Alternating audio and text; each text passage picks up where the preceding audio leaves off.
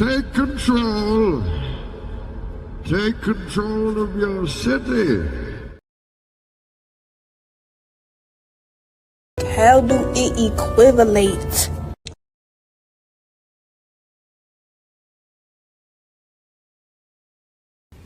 These blacks.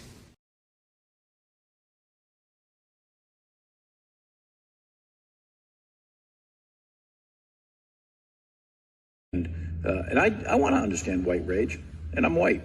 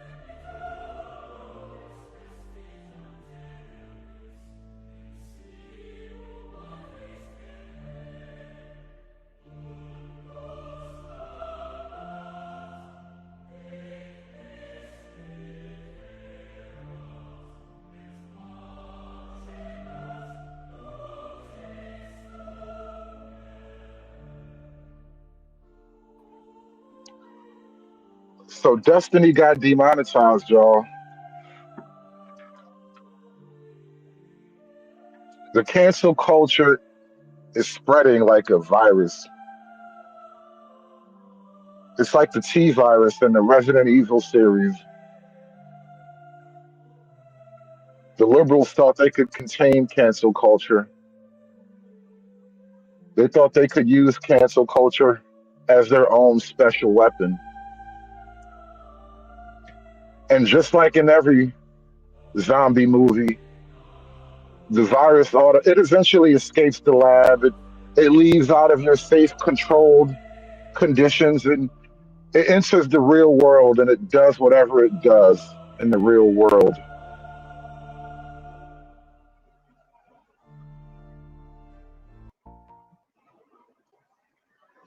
And so, right now, in the media, even on some of the Chitlin Circuit YouTube channels, people are crying hypocrisy, and it's unfair. I thought you guys believed in the First Amendment. You guys remember all that stuff? Yeah, so that's happening now.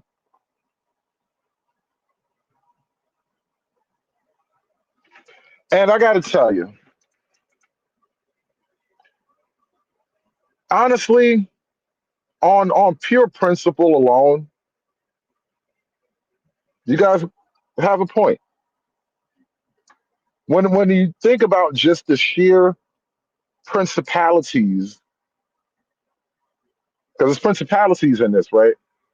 When you think about the notion of diehard beliefs that are held by the right wing, free speech sounds like one of those things, right? In reality, though, free speech has been a weapon that was first used by the left wing to gain a level of power and social moral authority.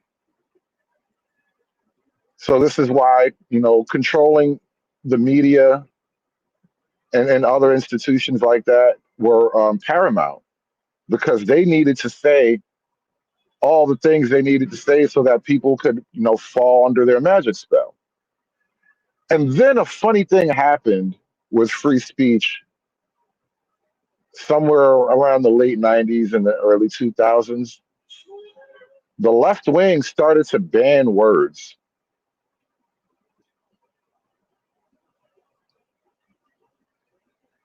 You guys remember that?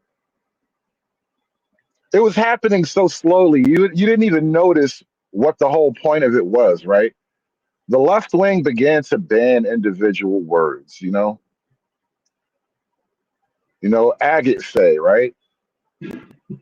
We're not allowed to say that. That's harmful. That is a slur against my people. You know, the artards. You know, we wound up creating an entirely unique parallel online language as a reaction to the banning of words by the left wing.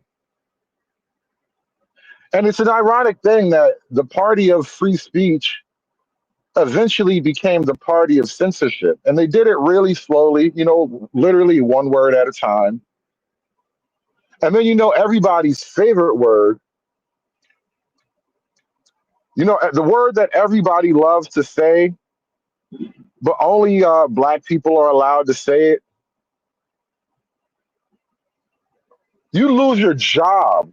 Your wife might leave you. Your kids would disown you at one point if you said this word out loud and people could hear you.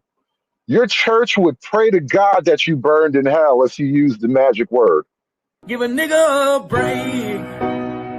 Give a nigga a break. How much more can I take? Give a nigga a break. Give a nigga a break. Give a nigga a break. How much more can I take? Give a nigga a break.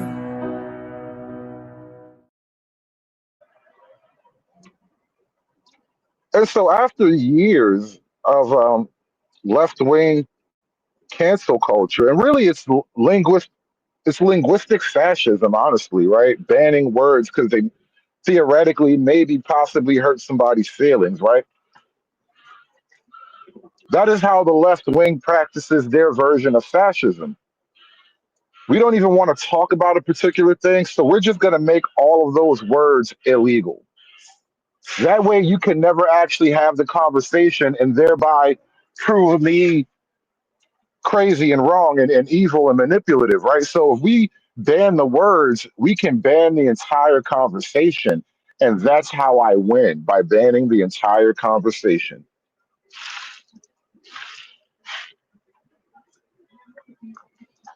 And it was working. They were on a legendary run, honestly. It was looking bad out here, man. Even at this day, to this day, right now, I'm blown away by the the couple of conversations that I've been caught up in. Like heterosexual,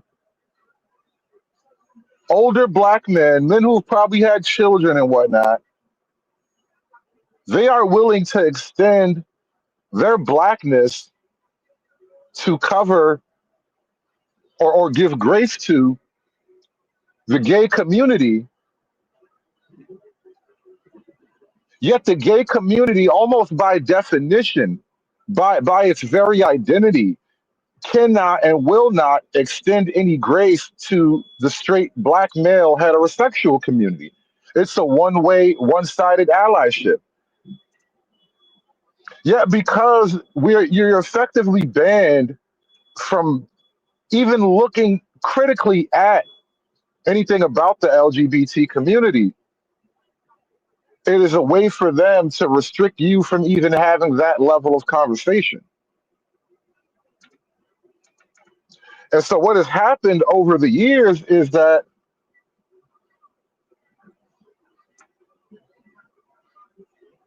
people who have been going out of their way to ban words, to effectively use magic words to alter reality, things like birthing person, right? People who have effectively weaponized the very abstract concept of linguistics itself. They have weaponized the very concept of language, are now upset that language can in fact be weaponized against you. It's all really fascinating to watch. It's an amazing thing to actually witness. Like, it was all fun and games when people were going to jail for using the N word. Like if you're a white woman in the Midwest and you're at a park with your child and another child, you're a white woman and your child is accosted or stolen from by a black kid, and you happen to use the N word, you will be prosecuted in this country. Shiloh Hendricks right now is facing legal prosecution.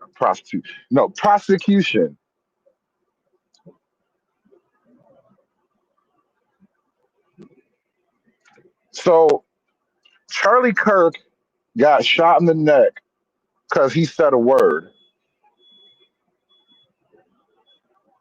Shiloh Hendricks is getting fired because, I mean, she's going to jail theoretically. She's being prosecuted. She's being persecuted by her local government now because she said a word, allegedly. Yet somehow it's wrong if you happen to get fired from your ABC late night talk show job because you said several words, right? You basically said a word. And it's really a reap the whirlwind kind of scenario going on here,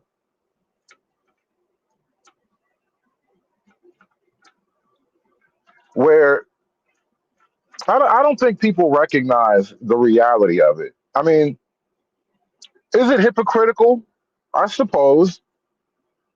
Is it unfair? It might even be. Is it unnecessary? You can make the argument. Do the majority of the people on the right wing give any kinds of a damn about any of your feelings right now? Hell fucking no. More, please.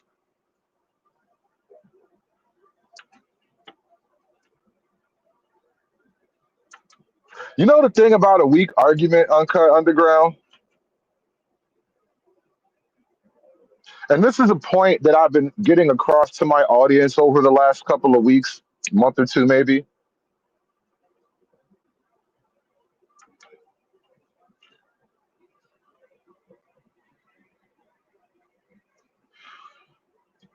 The left never had an argument. What the hell is the argument for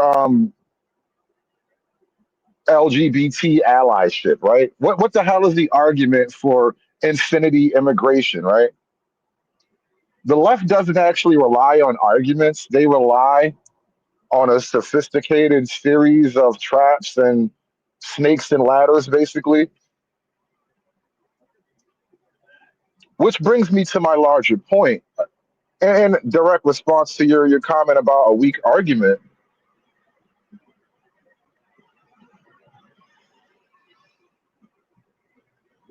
Might makes right, bro. Might is the only thing that could possibly make right. Now, the problem that the left is kind of fundamentally running up against is the left being, retarded, gender, queer, evil sexual people. What they attempted to do with their might is to make wrong right.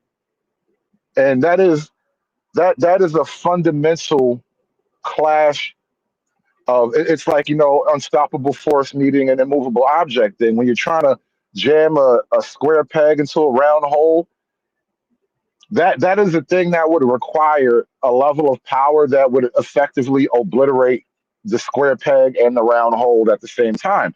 And so the left was kind of forced with this problem where they've gotten to a point where they never had a logical, rational argument. They were never factually right anyway. So all they had was might to make right. And now they've kind of reached the point where, and this is why the expressions of violence are being talked about so much, because they never had an argument. All they had was being in power. All they had was power. Now all they can do is use, quote, power, which in practical terms, the easiest power that anybody can access is violence, right? And so because they've never actually had an argument, they've never actually had a logical thought out position. It was always an emotional ploy, but they managed to gain power on the way, and they will use that power to crush you. The right wing has finally caught up to that simple realization that not only does might make right, but if might does make right, it is in fact right to now crush the hell out of you. And that is why it doesn't matter if you consider the argument weak. It doesn't matter if you or anybody who would think in this kind of way would consider it hypocritical. It doesn't matter if anybody would think that, somehow the right wing has lost touch with its bearings. No, no, no. In fact, the right wing hasn't seen things this clearly since McCarthy was doing his thing.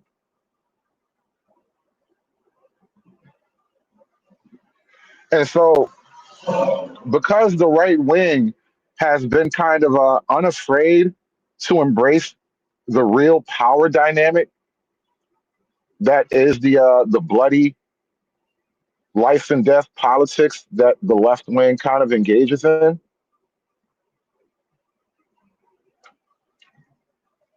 it's no holds barred at this point. And listen, let's be honest. This is like, circling the drain together. You guys remember that scene in Michael Jackson's movie Bad, where they had like the knife fight? And so like it's two guys, they tied their right hands to each other, or they tied their left hands to each other. And so they got a knife in both of their right hands. And now they're doing this dance where they're circling around each other, trying to stab each other and not get stabbed at the same time. It's essentially that. Only the right wing never realized that you were serious about stabbing us the whole time. We thought we were just doing a dance. We thought this was a video. We thought this was a Michael Jackson production. There would be refreshments and little tables with small sandwiches and shit like that. We thought this was just a dance. We didn't realize you guys were really gonna go stab everybody. And so now that the right wing has finally caught up to the nature of it all, like, oh, they will actually stick you with that little knife.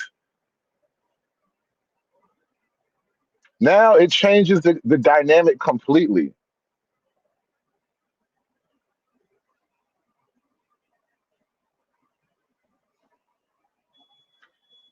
Well, I mean, Pastor One, I don't necessarily agree with James Lindsay is the guy who started pushing out this quote woke right concept. And James Lindsay, he's basically a slimy little bitch, but after you kind of pay attention to it, there's two things about the woke right that James Lindsay in particular was really speaking of. He was trying to call it woke so he can get some little buzzword or something. But the reality is that when he was calling people woke right, he was talking about the right wing that doesn't like Israel, and he was talking about the right wing that is Christian nationalist and pro-white,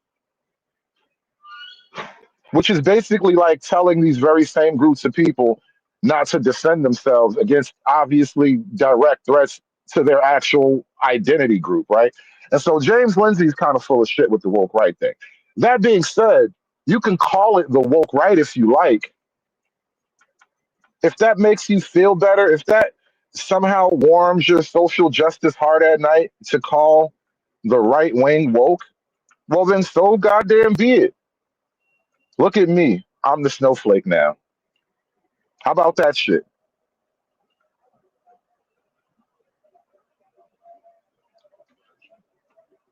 Yes, I am. I'm not Catholic myself, but I'm not anti Christianity. I'm not anti Catholic. I'm not anti Orthodox. I'm pro all of God's house. I support every room in God's house. I don't really have a I see no contradiction in any of that. But that's just you, Pastor. You're speaking from your blackness right now. And your blackness hates civilization. And Western civilization is overwhelmingly a product of the Christian effort. It is what it is. And so now we're going to be woke Christian nationalist. We're going to ban your little words. You can't say birthing person.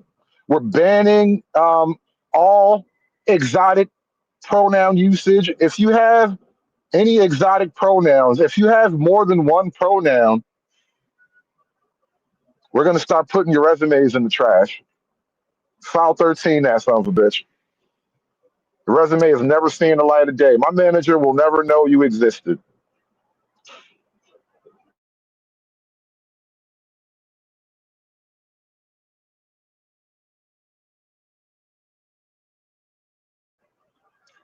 How about that? We're making woke great again. I mean, since you were so worried about the quote woke right,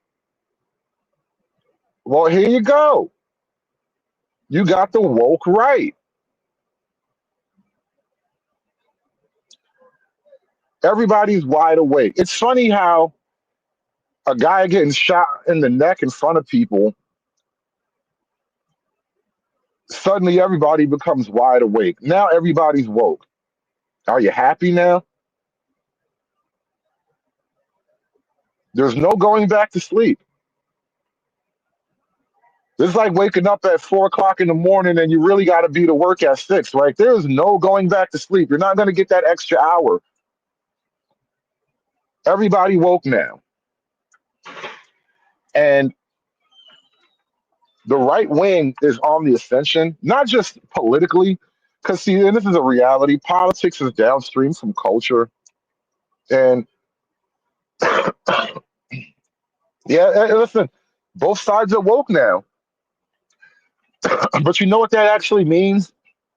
If both sides are woke, then nobody is. If everybody's woke, then nobody's woke. It's not a thing anymore. Woke is not a thing that even matters politically if both sides are woke, right? So what that really means is we're now in a state of open and acknowledged political warfare because everybody's woke. Fucking air raid sirens are going off and shit. The Messerschmitts are flying over London as we speak.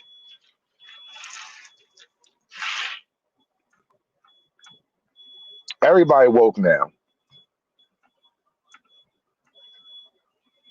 Everybody in the country get activated now. Everybody in the club gets tipsy. Because for the longest time, it really has been, effectively a one-sided deal, right? Where the left wing designates, what words are magical, no words, and then the right wing being, unaware of the new linguistic changes, they get caught up saying the magic no words, and then regular innocent people get fired from their jobs. Like, I really could care less about Jimmy Kimmel. That motherfucker gonna be rich till he died, no matter what. So him losing ABC doesn't mean anything in the grand scheme of things, right? But for the last 15, 20 years, regular people, you'll never know their names and their faces. They have been getting suspended, fired, canceled, and all of that, losing livelihoods and entire careers. Your entire life work goes down the drain because you wore a Hawaiian shirt with some Hulu girls on it. True story, true story. There was a guy, I forget what he did exactly, but he was like a big time medical professional, like some kind of medical research. He discovered something about DNA or whatever. And so the guy shows up to work one day wearing like a Hawaiian shirt and it had like some, hula luau girls on it. And one of the girls in the lab got all offended and put in a call to HR. And this guy, lifelong, dedicated to his career field, never did nothing wrong to nobody as far as anybody knows, and boom, got killed, got swallowed up. But we're supposed to feel bad because Jimmy Kimmel lost his job. It was a rocket engineer? All right, maybe it was. I don't even remember. Boys and girls, But either way, yeah,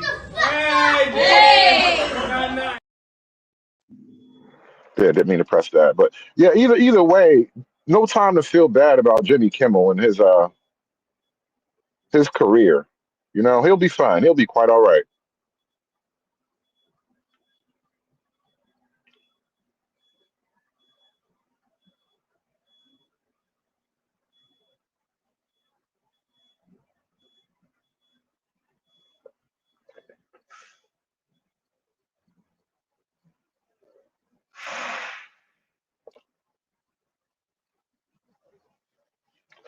Colonel Scrooge, what are you trying to say there? Wasting my breath, hood. This is get back at YT's. Um, in a lot of ways, without even doing it, Trump has been kind of waging a one man war against like black political activism, going at certain black politicians directly. You know, Fannie Willis, Letitia James. Now, the thing is, they definitely started it, but that is essentially the problem that you're running into, where you can't ask for mercy at this point.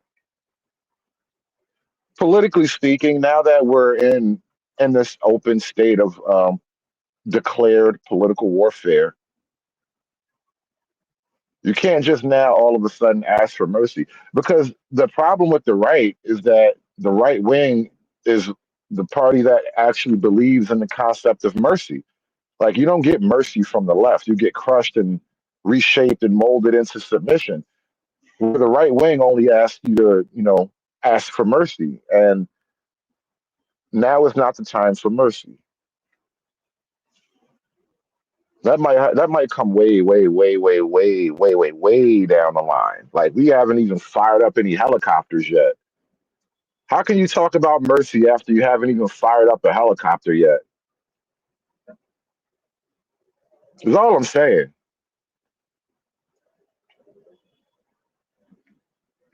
And so, as as you hear people, as you hear people kind of criticize the right wing for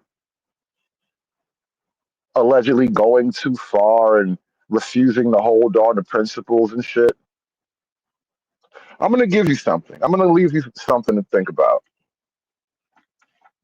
It's one of my favorite dilemmas, and I've spoken on this recently. We're going to end off on this note. We're going to do this really quick and get out of here. One day in the Batman comic, the Joker kidnaps a Robin, beats him to death with a crowbar,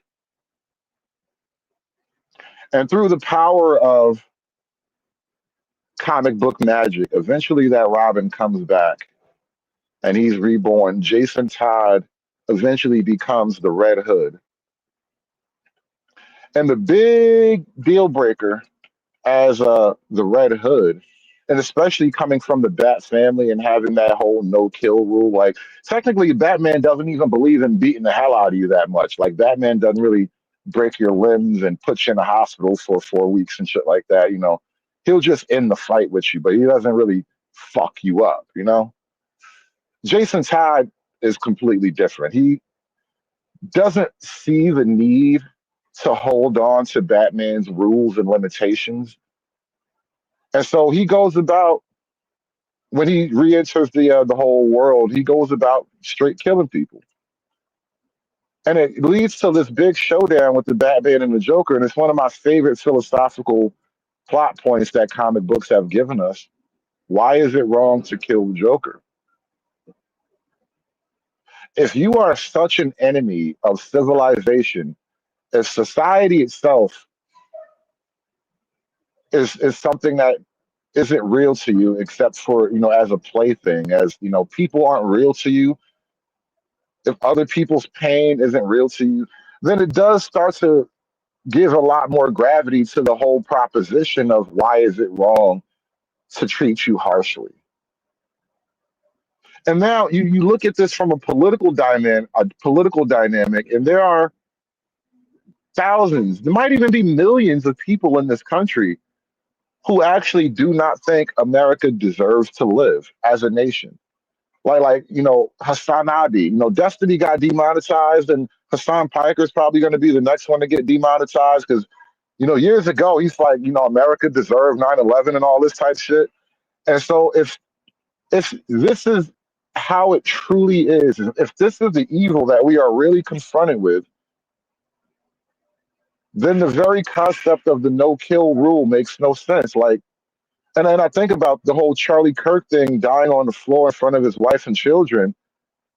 If your rules have brought you to this point of what you saw your rules, and so now as the right wing contemplates this moral dilemma,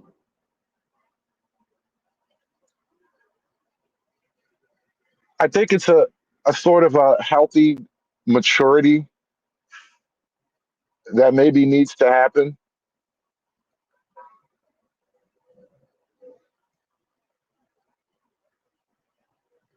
I think this is what getting locked in looks like. The right wing is now becoming officially locked in. And there will be tears, there will be blood, and the hoes will be mad. Hoes mad, hoes mad, hoes mad, hoes mad, hoes mad, hoes mad. This is about targeting women of color in the United States of America. Don't tell me because I didn't get a single apology. Time has expired. My life was threatened. Thank you. Hoes mad, hoes mad, hoes mad, hoes mad, hoes mad, hoes mad, hoes mad. But we out of here, y'all. Have a good day.